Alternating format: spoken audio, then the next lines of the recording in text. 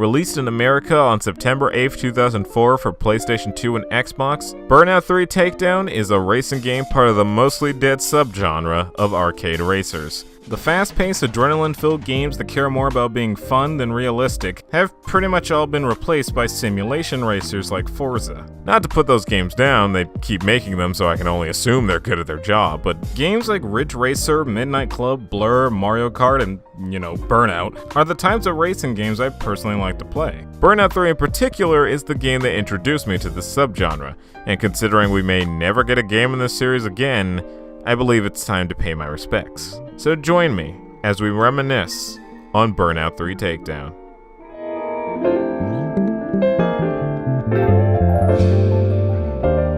Burnout works like this. Most of the time you are in standard circuit cities with 5 other opponents and traffic. You have boost, which is earned by being the most reckless driver imaginable. Drifting without crashing, near misses with traffic, and driving on the wrong side of the road will give you more boost depending on how long and how well you can do these. Another way to gain boost is by taking out your opponents. By slamming opponents into walls or traffic, you administer a takedown, which not only fills up your boost meter, it also extends it by a segment up to 4 times its starting size. However, your opponents won't take this sitting down. They will also attempt to take you out, especially when you're unsuccessful in taking them out.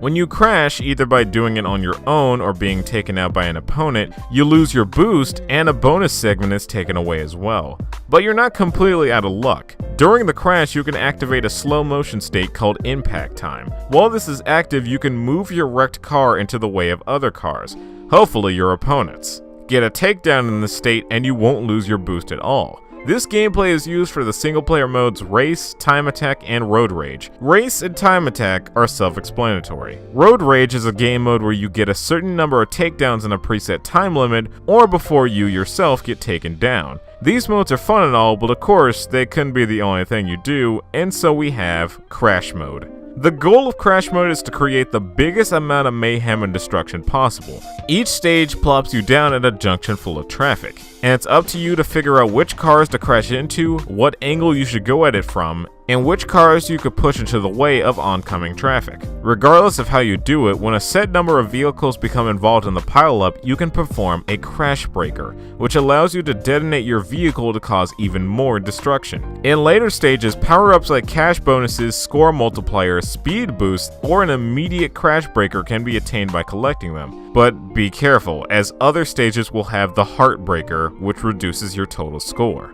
With 100 stages, there's a lot of things to crash and a lot of places to crash them in, and there's no better place to experience everything this game has to offer than the World Tour mode. World Tour combines single races, road rage, crash mode, and several other race variants like Grand Prix, which is self-explanatory, Face Off, a 1 vs 1 race where you can win the car of your opponent if you win, Burning Lap, a single lap time trial where you must beat a lap in a specific time, and finally Eliminator, a 5-lap race where the driver in last place at the end of each lap gets eliminated. All of these are brought together in 173 events across various locations in the United States, Europe, and Asia. You pick through these locations on a navigation map, and a medal that ranges from bronze to gold is awarded to you not only if you win, but how much you were willing to go further beyond. With 67 vehicles, most of them being unlocked by earning medals in World Tour mode or achieving milestones, there's certainly a lot for you to do, and all of it is made expertly well. Even the soundtrack is great. Though, considering it's all licensed music, I'm not entirely sure I can play any of it here, so go look it up when you get the chance.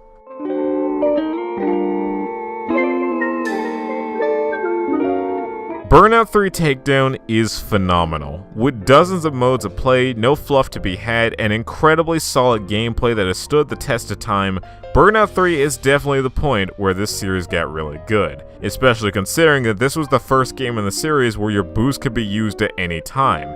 Previous entries had it where you could only use your boost when the meter was full, which, added with the fact that you couldn't take out opponents in the first 2 games, made those games substantially less fun, at least in comparison to the rest of the series. Which is a bit unfortunate, but that's just how things go. Anywho, that is all I have to say about Burnout 3 Takedown. Let me know what you guys think about this game, but only if you want to. Guys, be safe out there, and thank you so much for watching.